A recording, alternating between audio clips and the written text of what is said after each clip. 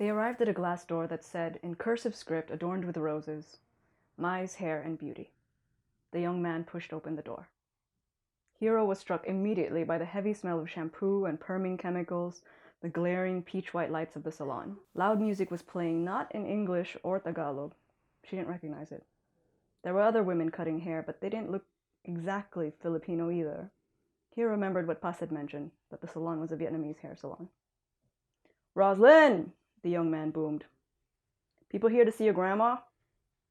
A young woman at the far end of the salon, wearing a San Jose State University sweatshirt, turned around.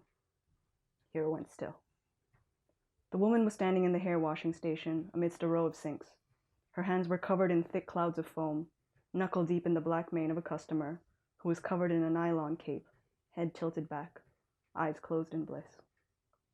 The young woman didn't stop massaging the scalp in front of her, but smiled and nodded at the door where Hero and Roni stood, lifting her chin in greeting. "Hey, take a seat. Be right with you." Not waiting for Hero, Roni sat down in the waiting area, pushing aside some of the weathered beauty magazines that were piled there. The young man was still at the door, his hand propping it open so it chimed, over and over. "I'm gonna go pick up Gani and Ruben," the young man yelled. "We'll be back tonight." "Okay," Rosalyn yelled back. They both had to speak at that register to be heard over the music.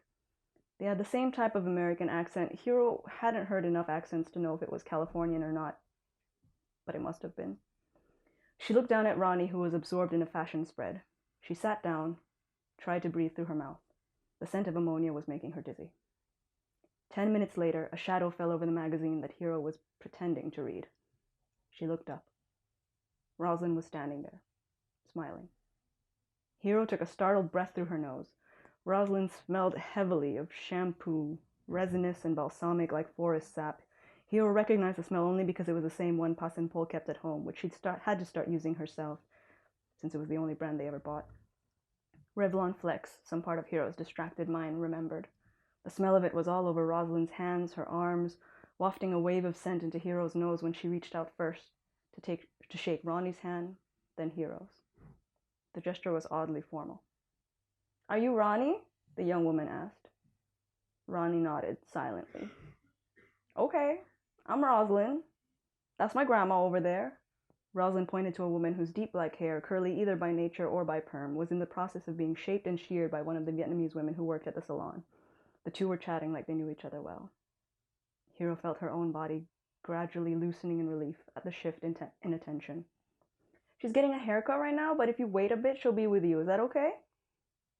"That's okay," Roni said. "Whoa!" Rosalyn saw the gap in Roni's mouth for the first time. "Cool, did you lose a tooth?" Roni lit up, happy to be reminded of what had just occurred that day. She started grinning again. "Yep, I got in a fight today." "Cool, cool." Rosalyn turned her gaze back to Hero, who stiffened again. "Sorry, what's your name?" Hieronima? Roni's cousin? "Hero," Roni interjected, pedantic. "She calls me Hero. People also call me Nimang. Tita Pas calls me Nimang." Hero was fumbling her words, but there was no helping it. She added, "Tita Pas is Roni's mom." "I know Auntie Pasita," Rosalyn interrupted. "What do you prefer?" "What?" "To be called?" No one had ever asked Hero that before. She didn't know what to say. She didn't even really know what the answer was. Whatever's fine." "Okay, oh, whatever's fine." Rosalyn smirked and looked down at Roni. "Hey, Roni, do you want your hair washed?" Roni tilted her head, then cast a skeptical glance at the sink. "My hair? Right now?" "Yep, I'll do it for free while you're waiting for my grandma." The girl hesitated, then shook her head. "No, that's okay." "Are you sure? I said it's free, right?" Roni's face took on that telltale stubborn cast. "No, I'm okay." "Okay," Rosalyn said, holding her hands up. She pointed to Hero. "What about you?" The whole column of Hero's neck, up until the skin under her eyes, was glowing with heat. "No, I'm okay." "What? Come on." Hero hadn't gone to the hairdresser in... she couldn't remember how many years. Washing her hair under the shower had become a brisk, perfunctory task. The toll it took on her hands to really massage her own scalp wasn't worth it. She told herself to make do with a mild soaping of flecks. Most of her effort went into tying all of the hair up into a ponytail at the beginning of the day, which she only took out just before bed. When she'd been at Tita Soli's house, Tita Soli cut her hair for her, just trimming bluntly at the ends to keep it manageable. She'd cut Hiro's fingernails and toenails too, washed her face and underarms, even helped her cowcow, a brisk hand pulling back her vaginal folds, pouring warm water from a tabo over the tender skin. Rosalyn saw the opening and took it. Yeah, okay, let's go. Oh, whatever's fine. She turned around, walking towards the sink, not looking back to make sure Hiro was following. Hiro wasn't following. She hesitated, still sitting next to Roni, who went back to flipping through the same magazine. You don't want to go? She asked, not looking up. It's free. It's not that. It's free, Roni repeated. It's free. You said that already, Hiro muttered, and got up. She made her way over to Rosalyn, who was theatrically tapping the seat in front of one of the sinks. Hiro sat down in the chair. Rosalyn whipped out one of the black nylon capes Hiro had seen earlier. So your clothes don't get wet? She explained, even though Hiro could have guessed the reason. The cape held together with Velcro at the back of Hiro's neck. She tried not to shiver as Rosalyn fastened it. Lean back, Rosalyn said. Hiro complied. She heard a snort from behind her. I'm not going to wash your hair in mid-air. Lean all the way back like you're lying down. Hiro did so, slowly, feeling dizzy as she did. There was a hand at the back of her skull. Rosalyn was easing her head down into the basin of the sink. Hiro's breath was coming out shaky. She inhaled, then exhaled. That didn't help. The jet of water hit her head suddenly, the pressure direct and warm, the sound of it loud enough to distract her from her thoughts. The growing heaviness of her wet hair was drugging good, heavy, liquefying. Hiro tried to let go into it, couldn't. The tendons of her neck were strained as she tried to keep her head lifted in the sink, uncertain of how far back she could really lean it, if the neck rest would really support her skull's dead weight. She tried to close her eyes, but found they wouldn't remain shut. They kept fluttering open, twitching. Rosalyn's face appeared above her. She was threading one hand through Hiro's sopping hair, feeling along the scalp. The other hand was controlling the spray. Hiro's breath stuttered. Relax out there, Rosalyn said, almost too soft to be heard over the water. I'll be gentle. Hiro had never been a romantic. She'd never been someone who fantasized about dream lovers, marriage, dramatic heartbreak. Often people, men mostly, interpreted her diffidence for coquetry, told themselves there was a smoldering sexuality beneath all that silence. They were mistaken. She neither smoldered nor was coy. She wanted to fuck and be fucked, that was it. She liked silence, it wasn't a pose. She was never good at small talk.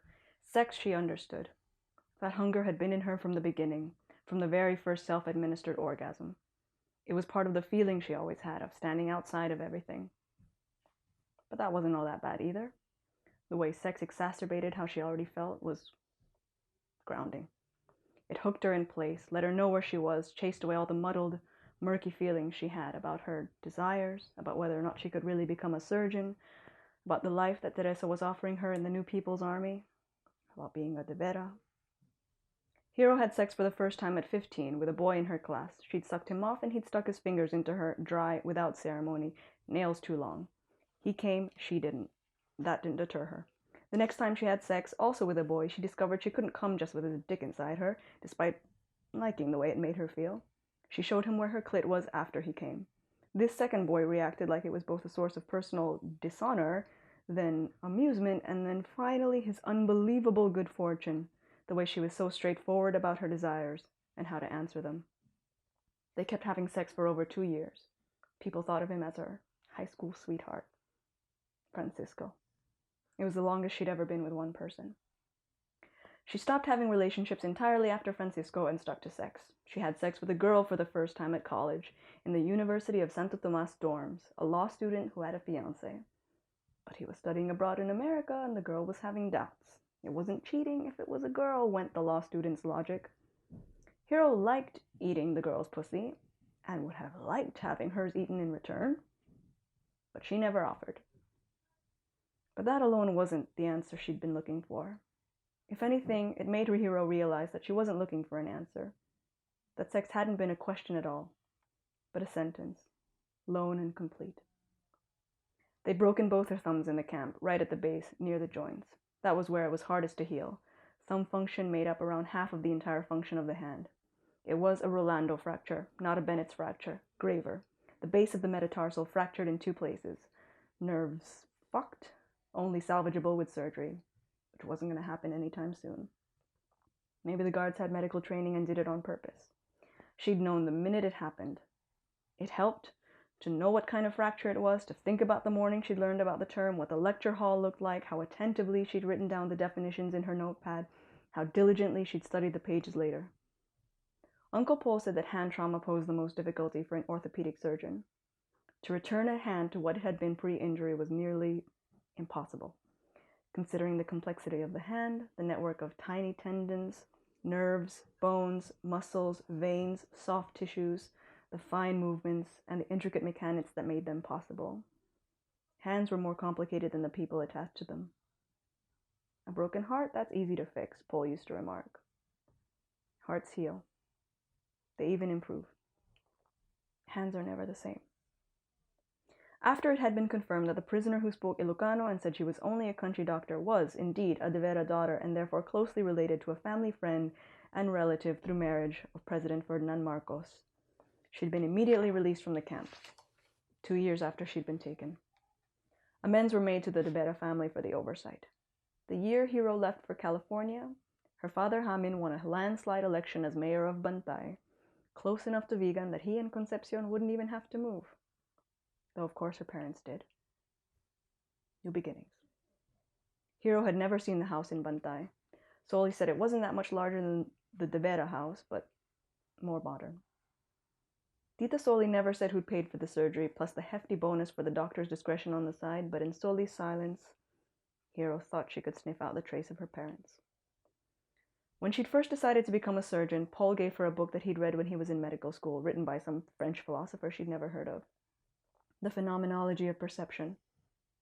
She asked what it was about. Paul said, "You have to read it to find out. But it's a good book for orthopedic surgeons. Read the part about phantom limbs." It had been too difficult to understand when he gave it to her, but by the time she got to college, she was ready for it. She read it again and again until its spine broke and she had to tape it together.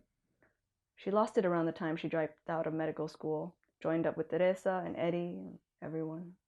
It didn't matter anymore anyway. She wasn't going to be a surgeon after all, at least not one that needed French philosophy. That was what she told herself. But there were lines she still thought about years later, in the room she shared with Teresa and the others, lying on a mat on the floor, still smelling faintly of the sampalok leaves used to bleach the straw. The part about phantom limbs, the part about sexuality, the part about no one being saved, the part about no one being totally lost. Hero clenched her fist as Rosalyn poured a generous handful of conditioner into her hair and massaged it in, from the roots all the way to the ends and back again. The pain in Hero's fists helped. Grounded her, let her know where she was, chased away the muddled, murky feelings. Most of all, it helped to keep at bay Rosalyn's promised gentleness, which hurt, just as Hero had known it would. But you couldn't tell a person you just met, "Please don't be gentle." Anything but that.